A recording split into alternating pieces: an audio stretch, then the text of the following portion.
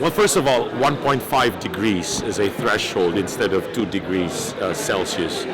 It's really obviously ambitious. It's something that some even say is too quixotic or idealistic. But for the climate vulnerable countries, the climate vulnerable forum chaired by the Philippines now, and in fact our finance minister is chair of the V20, and our President Aquino, who was just here yesterday for this opening of COP21 to really make this call.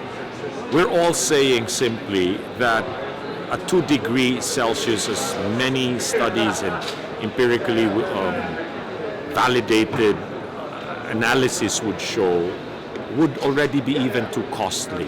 So we're bringing it down to 1.5, and by the way, that's how we do it, 1.5. Because essentially it is going to make a fundamental difference in the kind of impacts for our countries, the vulnerable countries, not just the 20 originally, but now 43 and counting. And so the question about whether we could really enforce or convince first the rest of the world about 1.5 when there are a lot of still debates or quibbling over the 2 degrees. The point is simply you have to go for truly the full stretch of it. Like in a marathon, you don't do it halfway. And to us, it may just be a number being bandied around, but it is about that full stretch, that full length sprint, because that's where the critical crossroads or do or die kind of situation really comes to the fore. It's like we have to make this clear choice.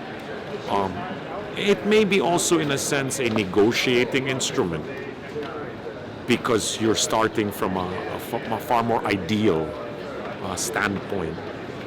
But if we can truly get to that, that will make a difference to hundreds of millions of people in all of our vulnerable countries.